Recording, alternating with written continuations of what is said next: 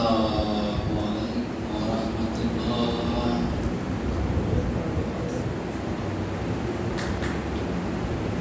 ইন্নাল হামদুলিল্লাহ নাহমাদুহু ওয়া নাস্তাঈনুহু বিহি মান ইয়াহদিহিল্লাহু ফালা মুদিল্লা লাহু ওয়া মান yudlil ফালা হাদিয়া লাহু ওয়া আশহাদু আন লা ইলাহা ইল্লাল্লাহ ওয়াহদাহু লা শারীকা লাহু ওয়া আশহাদু আন্না মুহাম্মাদান আবদুহু ওয়া রাসূলুহু। আউযু বিল্লাহি মিনাশ শাইতানির রাজীম। ফাসাব্বিহি রাব্বিক। সম্মানিত মুসলিম ভাই বোনেরা, প্রশংসা আল্লাহর জন্য, শান্তি অবতীর্ণ হোক আল্লাহ রাসূলের উপর সাল্লাল্লাহু আলাইহি ওয়াসাল্লাম। আজকে এই দিনে আমার স্বল্পিত সময়ে আলোচ্য বিষয় সালাত। সালাত মৃত ব্যক্তির গোসল, দাফন কাফন, জানাজা সম্পর্কে এক গুরুত্বপূর্ণ বক্তব্য দেওয়ার চেষ্টা করব। ওমা তাওফীকি ইল্লা বিল্লাহ আলাইহি তাওয়াক্কালতু ওয়া ইলাইহি উনীব। সম্মানিত মসজিদের মুসলিম দ্বীনি ভাই ও বোনেরা, উল্লেখিত বিষয়ের উপর বক্তব্য রাখার পূর্বে আপনাদের সাথে বিবৃতি একটি কথা। তার প্রথম কথা হচ্ছে, এই দেশের মাটিতে হক বলা যেমন জটিল, হক মানা তেমন কঠিন। যখনই কোনো মানুষ শরীয়ত তদন্ত করে চূড়ান্ত হক বলতে চায়, তখন সমাজ তা মেনে নিতে পারে না। সমাজ মনে করে আমরা যেমন ছিলাম এটা আমাদের কাছে করণীয় কর্ম, আমরা নতুন কি করে মেনে নিতে পারি। সমাজ তো দূরের কথা, যিনি পৃথিবীর সবচেয়ে বড় মহামানব ছিলেন, যিনি পৃথিবীর সবচেয়ে বড় ভদ্র মানব ছিলেন, তারও যাকে মেনে নেই। তার একটি বাস্তব বিবরণ আপনাদেরকে শোনাই। সুমামা ইবনে উসাল এক দেশের বাদশা ছিলেন। তিনি ছিলেন স্বৈরাচারী, অহংকারী, গর্বিতাকে। রাসূল সাল্লাল্লাহু আলাইহি ওয়াসাল্লাম একদিন সাহাবীদের বলল, সাহাবীরা শোনো, তোমরা সুমামাকে নিয়ে আসো। সুমামাকে ধরে নিয়ে এসে মসজিদের কুড়িতে বাঁধা। সুমামাকে নিয়ে এসে মসজিদের কুড়িতে বাঁধা হলো।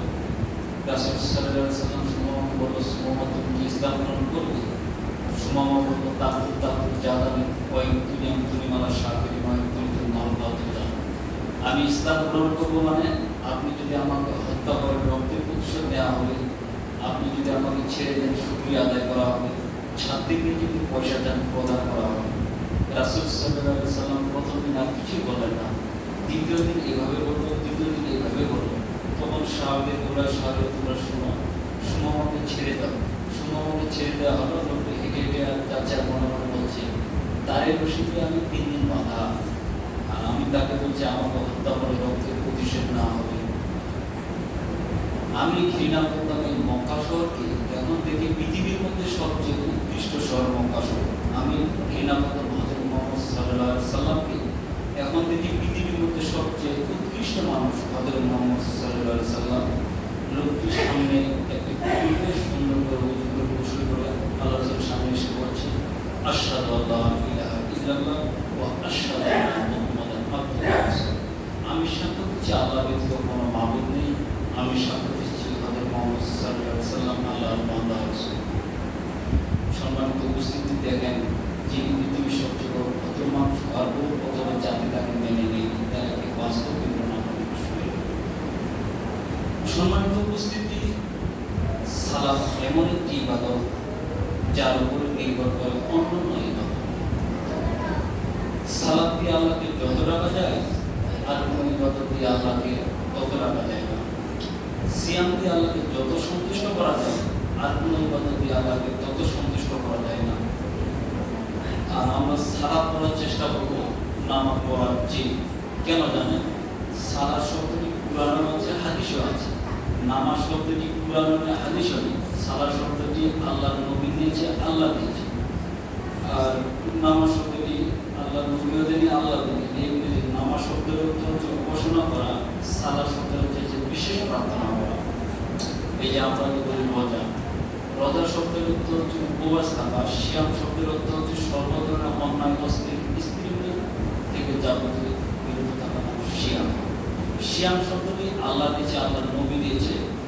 রোজা শব্দটি কোরআন হাদিসে নেই। আমরা তো বলি খোদা হাফেজ, খুব মানে নিজে, মানে বিশেষ খোদা মানে নিজে, এটা চলবে না, আল্লাহ হাফেজ। আমরা তো বলি নারায় তাকবীর, এটা চলবে না, লিল্লাহি তাকবীর।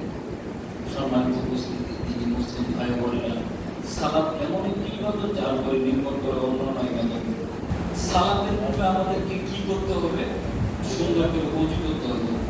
রাসূল সাল্লাল্লাহু আলাইহি সাল্লাম বলেছেন, কেউ যদি সুন্দর করে ওযু করে তার পাপ মিটে যায়, মান বেড়ে যায়। 3 ধরনের মানুষ নিষ্পাপ হয়। কতক্ষণ খেয়াল রাখেন, আমার থেকে এক ধ্যান থাকে। 3 ধরনের মানুষ নিষ্পাপ হয়। কেউ যদি সুন্দর করে ওযু করে মসজিদে বসে তার বিধানে জিকির আজকার করে, সে মানুষটা নিষ্পাপ হয় যেদিন তার মাতাকে জন্ম দেয়। কারণ যদি অসুখ হয়, সে যদি বলে আলহামদুলিল্লাহ, সে নিষ্পাপ হয়। কারণ যদি হজ কবুল হয়ে যায়, সে নিষ্পাপ হয় যেদিন তার মাতাকে জন্ম দেয়। সুন্দর করে ওযু করলে পাপ মিটে যায়, মান বেড়ে যায়। সম্মানিত উপস্থিতি, দিনী মুসলিম ভাই বোনেরা, রাসূল সাল্লাল্লাহু আলাইহি সাল্লাম 3 ধরনের মানুষকে জান্নাত দিয়ে দিলেন। তাই এক ধরনের মানুষ হচ্ছে কেউ যদি তর্ক বিতর্ক ছেড়ে দেয়, যে এইটা কথা না, আমি তর্ক করলাম না, তাহলে রাসূল সাল্লাল্লাহু আলাইহি সাল্লাম তাকে জান্নাতে একটি ঘর নিয়ে দিলেন। মানুষের সাথে তর্ক বিতর্ক করবেন না। কেউ যদি মজা করে হলেও মিথ্যা কথা ছেড়ে দেয়, রাসূল সাল্লাল্লাহু আলাইহি সাল্লাম তাকে জান্নাতের মাঝামাঝি একটা ঘর নিয়ে দিলেন। মজা করে হলে মিথ্যা কথা কি? একটা কলম ছিল, আপনার 2 বন্ধু বসে আছে, তখন কলমটা আপনার বন্ধুকে উপায় রেখেছে। এখন আপনি বলতেছেন কলমটা কি হয়েছে, এখনই তো ছিল। সে বলতে তার কথা, কলমটা কি যে এই যে আমি বলছি, এটা তো মজা করে মিথ্যা কথা। কেউ যদি মজা করে হলেও মিথ্যা কথা ছেড়ে দেয়, তাহলে রাসূল সাল্লাল্লাহু আলাইহি সাল্লাম তাকে জান্নাতের মাঝামাঝি একটি ঘরে নিয়ে দিলেন। কেউ যদি তার চালচলন চরিত্র ভালো করতে পারে, রাসূল সাল্লাল্লাহু আলাইহি সাল্লাম তাকে জান্নাতুল ফিরদাউস দিয়ে দিলেন। সম্মানিত মসজিদের মুসল্লি, দ্বীনি মুসলিম ভাই বোনেরা, সালাতের পূর্বে আমাদেরকে কি করতে হবে? সুন্দর করে ওযু করতে হবে। সুন্দর করে ওযু করার পর যখন সালাত আদায় করার জন্য আপনি দাঁড়াবেন, তখন কি বলবেন? সালাতের পূর্বে কোনো নিয়ত বলা যাবে না, যে কোনো নিয়ত বলা বিদআত। নিয়ত শব্দ হচ্ছে মনে মনে সংকল্প করা। আপনি কি বলবেন? আল্লাহু আকবার বলে সালাতে দাঁড়াবেন। তারপর সালাম হবে, আউযুবিল্লাহি বিসমিল্লাহ সুবহানাল্লাহি সূরা, এগুলো সালাত আদায় করবেন। এখন অনেক মানুষ বলে যে পানি থাকার পরেও ঠেলাগুলো ব্যবহার করতে হবে, এই কথা মিথ্যা। পানির উপরে পড়তে হলে সবচেয়ে কোনো বড় মাধ্যম নেই। যদি পানি না থাকে তাহলে ঠেলাগুলো ব্যবহার করবেন, আর যদি পানি থাকে তাহলে পানি ব্যবহার করবেন। এটা হচ্ছে পবিত্রতার সবচেয়ে বড় মাধ্যম। সম্মানিত মসজিদের মুসল্লি, দিনী ভাই বোনেরা, সালাত এমন একটি ইবাদত যার উপরে নির্ভর করে অন্যান্য ইবাদত। আমরা যদি সালাতটা আদায় করি, তাহলে আমাদের যে দান সাদকা করলাম এই নেকিগুলো থাকবে। আর যদি সালাতটা যদি আমরা না আদায় করি, তাহলে আমাদের দান সাদকার নেকিগুলো বিচারে কারণে আল্লাহ কেটে দিবে, সব খরচ করে। মানুষের সাথে ভালো আচরণ করলাম, মানুষকে ভালো কাজের আদেশ করলাম, মন্দ কাজে নিষেধ করলাম, এটা দানের নেকি হয়। এবং সিয়াম আদায় করলাম, সিয়াম দিয়ে আল্লাহকে যত সন্তুষ্ট করা যায়, আর কোনো ইবাদতে আল্লাহকে যত সন্তুষ্ট করা যায়, এই নেকিগুলো আল্লাহ বিচারে কাজ করাতে কেটে দিতে যদি সালাত না থাকে। সালাত একটি মারাত্মক ধরনের ইবাদত, যা আমাদের কোনো অসুবিধা বোঝে না।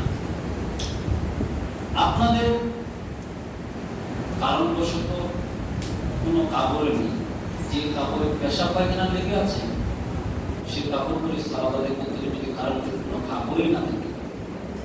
মায়ানমারে মার্কিন সৈন্য এক মুসলিম ভাইকে উলঙ্গ করে রেখে দিয়েছে।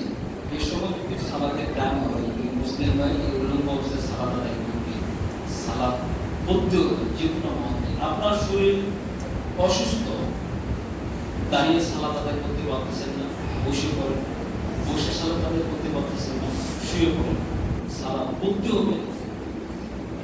এবং কেউ যদি সালাত পরে আবার ছেড়ে দেয়, পরে আবার ছেড়ে দিলে, তাহলে তার জানাজা পড়তে হবে। কেউ যদি সালাত অস্বীকার করে তাহলে তার জানাজা পড়তে হবে না। সালাত পড়তে হবে যে কোনো মুহূর্তে। আপনার বাসায় 10 বছরের ছেলে সালাত আদায় করে না, তারপর আপনি কোথায় কিছু বলতে পারেন না, এটি আপনার জন্য বিচারের কাঠগড়া থেকে আপনাকে জবাব দিতে হবে। বিশ্বাস করুন, এই যে দেখতে পাচ্ছেন 2005 সাল, 10 সাল, 15 সাল, 20 সাল, আজকে 25 সাল, পৃথিবী মানুষের প্রতারণা দিয়ে চলে যাচ্ছে, আমরা এটা বুঝতে পারি না। কত মানুষের জানাজা পড়াইলাম, কত মানুষকে মাটি দিলাম, কিছুদিনের মধ্যে আমাদের লাশটা মানুষ কাঁধে করে নিয়ে যায়। তাই পৃথিবী আমাদেরকে প্রতারণা দিয়ে চলে যাচ্ছে। এই জন্য আমাদের করণীয় কি? এই জন্য আমাদের করণীয় হচ্ছে, রাসূল সাল্লাল্লাহু আলাইহি ওয়াসাল্লাম বলছে, পাপ থেকে বাঁচা হতে 3টি। এক কথা বলে ভালো কথা বলবা, না হলে মুখটা বন্ধ রাখবা। 2 চুরির উপরে জুতা, বাসা থেকে বের হওয়া যাবে না। 3 পাপের জন্য কাঁদতে হবে। রাসূল সাল্লাল্লাহু আলাইহি ওয়াসাল্লাম বলেছেন, গাভীর কোরআন থেকে দুধ করে ভিতরে ঢোকানো যেমন অসম্ভব, আল্লাহর ভয়ে কাঁদে যারা তার জাহান্নামে যাওয়া তেমনি অসম্ভব। 3 শ্রেণীর মানুষ জান্নাতে যাবে, যারা জাহান্নাম দেখবে না। 3 শ্রেণীর চক্ষু জাহান্নাম দেখবে না, যারা জান্নাতে যাবে। 1, আল্লাহর রাস্তায় পাহারা দেয় যে সে জান্নাতে যাবে। 2, বেগানা নারীকে দেখে চক্ষু নিচু করে যে সে জান্নাতে যাবে। 3, আল্লাহর ভয়ে কাঁদে যে সে জান্নাতে যাবে। এই চক্ষুগুলো জাহান্নাম দেখবে না। আল্লাহর ভয়ে আমাদেরকে কাঁদতে হবে। আপনি 3 রাত 24 ঘন্টা মোবাইল নিয়ে ব্যস্ত, কি কারণে? আল্লাহর ভয়ে থাকার একান্ত জরুরি। মানুষ তো আল্লাহ চিনে না, জানে না, আল্লাহ ভয় করবে কিভাবে? আল্লাহ ভয় করতে হবে, মনে প্রাণে বিশ্বাস রাখতে হবে যে মরার পর আল্লাহ ছাড়া আমাদের কবরে কোনো বাঁচার কোনো পথঘাট নেই। কবর যত জুড়ি, কিয়ামত তাতে বেশি জুড়ি, কিয়ামত যত জুড়ি, জাহান্নাম তাতে বেশি বেশি জুড়ি। তাহলে এই কবরে বাঁচার জন্য আমাদেরকে কি করতে হবে? পৃথিবীতে মানুষের সাথে সদাচরণ, নম্র আচরণ করতে হবে, হালাল ব্যবসা করতে হবে, সত্য কথা বলতে হবে এবং বাড়িতে অবস্থান করতে হবে। আপনি যদি 5 ওয়াক্ত সালাত আদায় করেন, হালাল উপার্জন করেন, প্রতিদিন কোরআন তিলাওয়াত করেন, আপনার জান্নাত হবে ইনশাআল্লাহ, নিরাশা কিছু নেই। আল্লাহ তাআলা বলেন, তোমার যে পরিমাণ পাবো না সেই পরিমাণ ক্ষমা তুমি যদি শিরক না করো। মানে আল্লাহ ছাড়া কাউকে মানা যাবে না। পীর সাহেব তো বহু দূরের কথা, আলেম ওলামার মতো বহু দূরের কথা। একটা মানুষের কথা দিয়ে ইসলাম চলে, যার নাম হযরত মুহাম্মদ সাল্লাল্লাহু আলাইহি ওয়াসাল্লাম। তাহলে আল্লাহকে মনে প্রাণে বিশ্বাস করতে হবে যে আমি সালাতটা আদায় করতেছি আল্লাহর সন্তুষ্টি অর্জনের জন্য, মানুষ দেখানোর জন্য। আমরা সালাত আদায় করি, এই সালাতটা যদি আমাদের লোক দেখানোর জন্য সালাত হয়, তাহলে বিচারের কাঠগড়াতে আমাদের পরকাল ভয়াবহ হয়ে যায়। সম্মানিত মসজিদের মুসলিম দিনী ভাই বোনেরা, 4 শ্রেণীর মানুষ জাহান্নামে যাবে। 1, বাপ মাকে মানে না যে সে জাহান্নামে যাবে। 2, কাম্মা, জুয়া খেলে যে সে জাহান্নামে যাবে। 3, মান্না, ফটা দেয় যে সে জাহান্নামে যাবে। 4, মুনকির খাম, যারা নিয়মিত বিড়ি তামাক যোদ্ধা শিখে নেশাদ্রব্য মানব, তারা জাহান্নামে যাবে। সম্মানিত মসজিদের দিনী মুসলিম ভাই বোনেরা, আমরা জানি যে পৃথিবীতে যারা মারা যাচ্ছে তারা শহীদ। আজকে বলি 7 শ্রেণীর মানুষ শহীদ। খেয়াল রাখেন, 1, কেউ যদি মহামারী কলেরায় মারা যায় সে হচ্ছে শহীদ। 2, কেউ যদি পেটে ব্যথায় মারা যায় সে হচ্ছে শহীদ। 3, কারো যদি মাথার ব্রেনের টিউমার, পেটের টিউমার হয়ে মারা যায় সে শহীদ। 4, কেউ যদি আগুনে পুড়ে মারা যায় সে শহীদ। 5, কেউ যদি পানিতে ডুবে মারা যায় সে শহীদ। 6, কেউ যদি উপর থেকে পড়ে মারা যায় সে শহীদ। 7, কোনো মহিলা যদি বাচ্চা প্রসবের সময় মারা যায় সে শহীদ। এখন কথা বলি যে যেসব মেয়েগুলো ক্লিনিকের সিজার করানোর বাচ্চা হচ্ছে, এইসব বলে এই অবস্থায় যদি মারা যায় তারা কি শহীদ না? তারা শহীদ নয়, এটা আল্লাহ সাল্লাল্লাহু আলাইহি বলেন। কেন জানেন? তার অবস্থান পরিবর্তন করছে। এমনিতে যাদের বাচ্চা প্রসবের সময় মারা যায় তারাই মূলত শহীদ। সম্মানিত মসজিদের মুসলিম দিনী ভাই বোনেরা, সালাত আমাদেরকে যে কোনো মুহূর্তে আদায় করতে হবে। সালাতের জন্য আমাদেরকে কি করতে হবে? সুন্দর করে প্রথমে ওযু করতে হবে। ওযু করার আগে করতে হবে পেশাব পায়খানা ছেড়ে আসতে হবে। সুন্দর করে ওযু করে এবং মসজিদে ঢোকার সময় সালাম দিয়ে ঢুকবেন এবং বলবেন আল্লাহুম্মা বারিক আলা মুহাম্মাদিন, আল্লাহ তুমি আমাদের রহমতের দরজা আমাদের খুলে দাও। এবং যখন মসজিদ থেকে বের হবে তখন বলতে আল্লাহুম্মা ইন্নী আসআলুকা ভাত। এগুলো তো বলেন না। আপনি যখন ভাত খান তখনও তো আপনি দোয়া করে ভাত খান না। যখন ভাত খান তখন বিসমিল্লাহ, যখন পেশাব পায়খানা যাবেন তখন বিসমিল্লাহ আল্লাহুম্মা ইন্নী খুবসিয়াল খাওয়াইস। যখন পেশাব পায়খানা থেকে বের হবে তখন কোকড়া নামা। পেশাব পায়খানা ঢোকার সময় বাম পা দিয়ে প্রবেশ করতে হবে, বের হওয়ার সময় ডান পা দিয়ে বের হতে হবে। মসজিদে ঢোকার সময় ডান পা দিয়ে প্রবেশ করতে হবে, বের হওয়ার সময় বাম পা দিয়ে বের হতে হবে। সম্মানিত মসজিদের মুসলিম দিনী ভাই বোনেরা, সালাতুত তাহিয়াতুল ওযু, ওযু করে 2 রাকাত সালাত আদায় করতে হবে।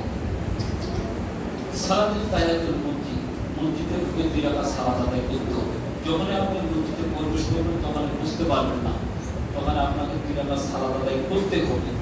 সম্মানিত মসজিদের মুসলিম, মসজিদের অভাব আছে। আপনি মসজিদে সালাত আদায় করলে মসজিদে আপনাকে 2 রাকাত সালাত আদায় করে বুঝতে হবে এটা মসজিদের অভাব। আমরা সালাত আদায় করি, এই সালাতটা যদি আমাদের কবুল না হয় তাহলে আমাদের কি হবে? যারা সালাত আদায় করে রাসূলের পদ্ধতির সালাত আদায় করে না তারা ওয়েলকাম জাহান্নামে যাবে। যারা সালাত আদায় করে কিন্তু আল্লাহ রাসূলের পদ্ধতির সালাত আদায় করে না তারা ওয়েলকাম জাহান্নামে যাবে। মানে আমাদের সালাতটা যদি রাসূল সাল্লাল্লাহু আলাইহি ওয়াসাল্লামের পদ্ধতিতে না হয় তাহলে আমাদের ইবাদতগুলো কবুল হবে না। সম্মানিত মসজিদের মুসলিম দিনী ভাই বোনেরা, সালাত আমাদেরকে জীবনমুক্তি আদায় করতে হবে। আর সাধারণ উপর সিজদা করতে হবে। নাক কপাল 1, 2 হাত 3, 2 হাত 5, 2 পায়ের বিদ্যা 7, সাধারণ উপর সিজদা করতে হবে। এবং যখন আমরা সিজদা গেছি তখন একটা হাত দিয়ে যদি পিছনে পিঠে আমরা চুলকাই তাহলে আমাদের নেকি কমে যাবে। 7টা হাড়ের মাটিতে লেগে থাকবে। নাক কপাল 1, 2 হাত 3, 2 হাত 5, 2 পায়ের বিদ্যা 7, 7 হাড়ের উপরে আমাদেরকে সিজদা করতে হবে। আমাদের এক শ্রেণীর মানুষগুলো সালাতের নামে মিথ্যা অপবাদ দেয়। যারা মিথ্যা অপবাদ দেয়, যারা আহলাদের ভাইগুলো আছে আমাদের, তাদেরকে বলে যে তারা মহিলাগুলোর মতো সালাত আদায় করে, বুকের উপরে হাত পাতে। অথচ বুকের উপরে সালাত আদায় করতে হবে এ কথাই কি? মহিলা পুরুষের সালাতের মধ্যে কোনো পার্থক্য নেই। এতটুকুই যে পার্থক্য থাকে যে মহিলা মানুষ সামনে দাঁড়াতে পারবে না, মহিলা যদি ইমাম হয় কাতারে দাঁড়াবে। 2, মহিলা মানুষ যদি ভুল হয় তখন সুবহানাল্লাহ বলতে পারে না, পুরুষ সুবহানাল্লাহ বললে যদি ইমামের ভুল হয় মহিলাগুলো হাতের মধ্যে বাড়ি দেবে, তারা বুঝতে পারে যে এ ভুল করছে। আমরা যেভাবে সিজদা করি মহিলাদেরকে এইভাবে সিজদা করতে হবে, এটাই রাসূল সাল্লাল্লাহু আলাইহি ওয়াসাল্লামের জোরালো আদেশ। হাতির মতো করে আটোসাহিত্য হয়ে সিজদা করতে মহিলাগুলো কথা ঠিক নয়। এমন ভাবে সিজদা করতে হবে যে যেন ছাগলের বাচ্চা আমাদের ভিতর দিয়ে হাতের ভাগ দিয়ে যেতে পারে, এভাবে মহিলাদেরকে সিজদা করতে হবে। মহিলা এবং পুরুষের মধ্যে সালাতের কোনো পার্থক্য নেই। মহিলাগুলো বুকের উপরে হাত বাঁধবে, পুরুষগুলো বুকের উপরে হাত বাঁধবে। এটাই রাসূল সাল্লাল্লাহু আলাইহি ওয়াসাল্লামের সহিহ হাদিস। সম্মানিত মসজিদের মুসলিম দিনী ভাই বোনেরা, আল্লাহ আমাদেরকে সঠিকটা বোঝার তৌফিক দান করুন। আল্লাহুম্মা আমিন। আল্লাহুম্মা সাল্লি আলাইহি, আল্লাহুম্মা বারিক আলাইহি।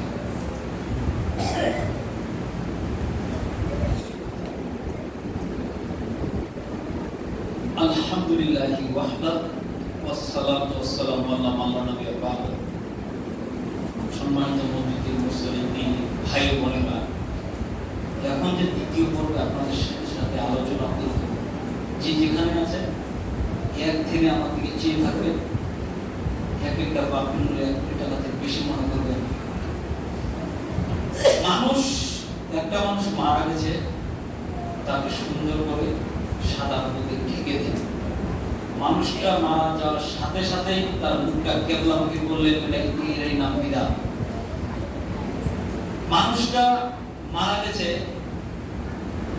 তাকে আপনি সুন্দর করে অজু দিয়ে গোসল দিলেন। অজু গোসল দেওয়ার আগেই তার পেট চিপে পেশা পায়খানা বের করতেছেন কেন? এর নাম বিদা। তার নখ কাটেন কেন? তার কোপ ছোট করেন কেন? যখন তার শ্বাস ছিল তখন এই কাজগুলো তার জায়েজ ছিল। এখন শ্বাস নেই, এখন কোনো কাজ করা যাবে না। এটাই রাসূলুল্লাহর কথা। সম্মানিত মুফতিদের মুসলিম দিনী ভাই বোনেরা, আমি যেগুলো কথা বলতেছি আপনাদেরকে এক একটা বাক্যে এখন দেখা যাচ্ছে আমি কোনো নিজের কোনো কথা বলি না, সবগুলো হাদিস থেকে। যখন মানুষটি মারা গেল তখন তাকে সুন্দর করে সাদা কাপড় দিয়ে ঢেকে দিতে হবে, মুখটা কেবল করা যাবে না, এমনিতেই ঢাকা দিতে হবে। এটাই রাসূল সাল্লাল্লাহু আলাইহি ওয়াসাল্লামের কথা। 2, এখন সুন্দর করে ওযু দিয়ে গোসল দিতে হবে। সুন্দর করে যখন ওযু দিবেন, নামাজের ওযুর মতো ওযু দিবেন, তারপর সুন্দর করে গোসল যখন দিবেন তখন তার গোটা শরীরটা ভালো করে ভিজিয়ে নেবেন এবং হাত দিয়ে সাবান দিয়ে, আগে তো সাবান ছিল না, পুরো পাতা ছিল, পুরো পাতা এখনো আছে, এখন সাবান আছে, পুরো পাতার প্রয়োজন নেই। সুন্দর করে শরীরটা ভালোভাবে ডলে তাকে পরিষ্কার পরিচ্ছন্নতা করতে হবে। এবং আপনার যদি তার লজ্জা স্থানে হাত ব্যবহার করা কেমন কেমন মনে হয়, তাহলে আপনি একটি পাতলা কাপড় দিয়ে তার শরীরটা ভালোভাবে ডলে পরিষ্কার করবেন। এরপরে কি করবেন? মহিলা পুরুষের 3টি কাপড়ে, যারা বলে পুরুষের জন্য 3টা, মহিলার জন্য 5টা, এই বিধান ঠিক নয়।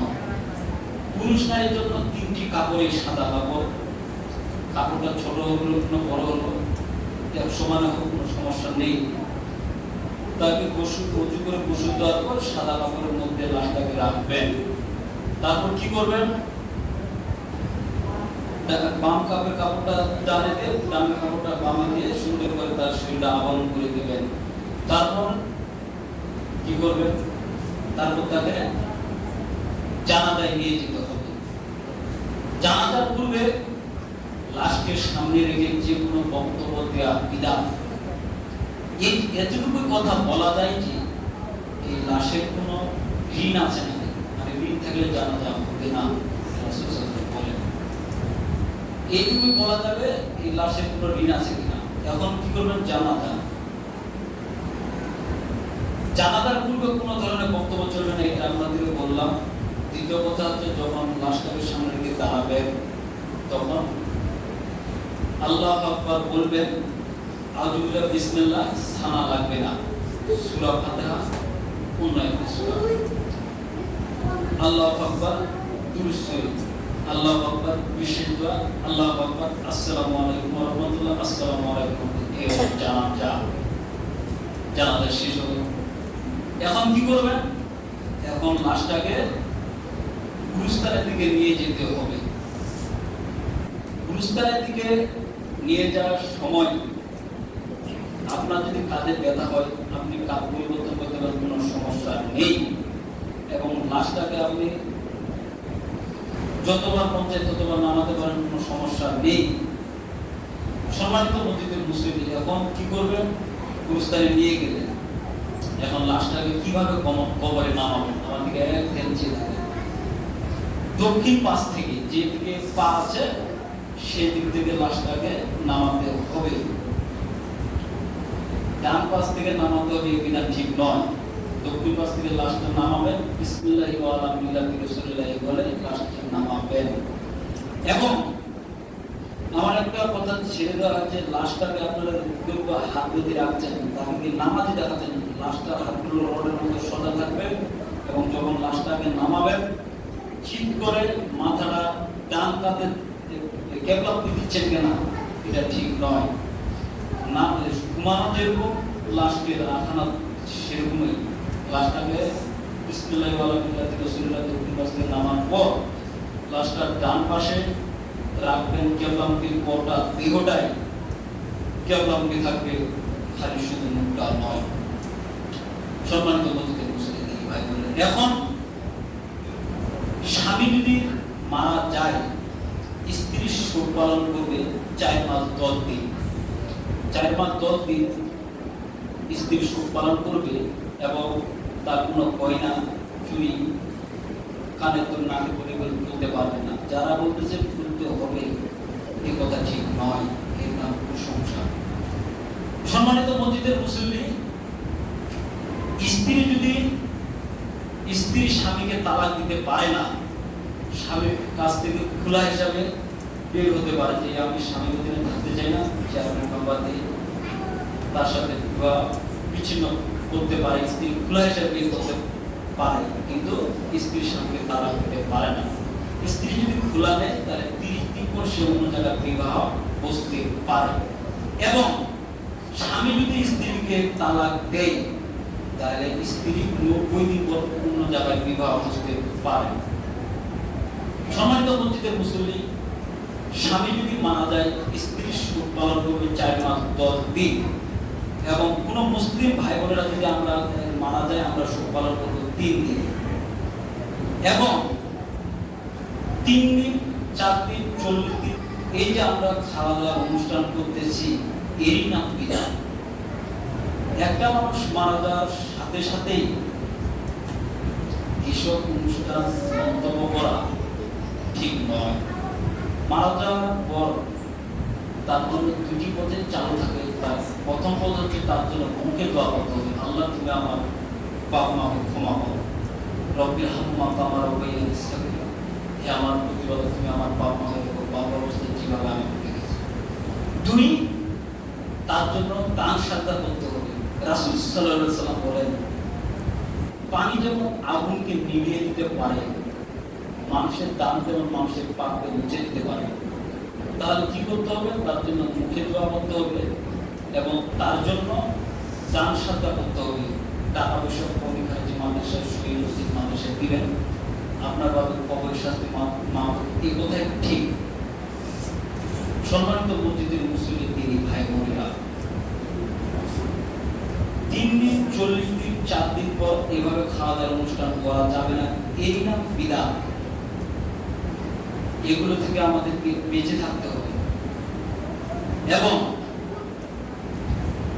এইভাবে রাস্তাঘাটে বিয়ের পর গান বাজনা বাদ্যযন্ত্র এগুলো করা ঠিক নয়। কেন জানেন? রাসূল সাল্লাল্লাহু আলাইহি ওয়াসাল্লাম এগুলো জোরালো দিচ্ছে, গান বাজনা বাদ্যযন্ত্র হারাম। একদিন রাসূল সাল্লাল্লাহু আলাইহি ওয়াসাল্লাম রাস্তা দিয়ে হেঁটে যাচ্ছে, কিছু বাদ্যযন্ত্র শব্দ শুনতে পেল। তখন রাস্তা থেকে পার হয়ে আব্দুল্লাহ ইবনে ওমর বলছে, আব্দুল্লাহ ইবনে ওমর তুমি কোনো বাদ্যযন্ত্র শুনতে পাচ্ছ? জি না, আমি বাদ্যযন্ত্র শুনতে পাচ্ছি না। তখন রাসূল সাল্লাল্লাহু আলাইহি ওয়াসাল্লাম তার 2 আঙ্গুল কান থেকে বের করে নিল। তাহলে বলেন গান বাজনা বাদ্যযন্ত্র হারাম। গান বাজনা থেকে আমাদেরকে বেঁচে থাকতে হবে এবং আমাদেরকে বেঁচে থাকার জন্য যে কাজটি করতে হবে সেটি হচ্ছে 5 ওয়াক্ত সালাত। 5 ওয়াক্ত সালাত ঠিক সময় আদায় করতে হবে। কে যদি আমরা যে বলি সুন্নত আলাদা নফল আলাদা, এই কথা ঠিক নয়। ফরজ ব্যতীত যতই সালাত আছে সবাই করতে হবে, সবাই সুন্দর। আপনি যদি 5 ওয়াক্ত ফরজ সালাত আদায় করেন আপনার জান্নাত হবে ইনশাআল্লাহ, নিরাশার কিছু নেই। আপনার বয়স 70 বছর, কোনোদিন সালাত আদায় করেননি, আজকে রাত 12টার পরে আল্লাহর কাছে কান্নাকাটি করে মাটিতে উঠে পড়ে আল্লাহকে বলছে, আল্লাহ আমার বয়স 70 বছর, আমি কোনোদিন সালাত আদায় করিনি, তুমি আমাকে মাফ করো। এই কথা যদি বলে আপনি মারা যান আপনার জান্নাত হবে ইনশাআল্লাহ, নিরাশার কিছু নেই। কেন? এই পাপে আল্লাহর সাথে জড়িত। আপনার কাছে 2 টাকা 4 টাকা 5 টাকা মানুষ পায়, বিচারে না করলে আপনি তাকে টাকা দিতে পারবেন না। কি দিতে হবে? নেকি দিয়ে বুঝিয়ে দিতে হবে।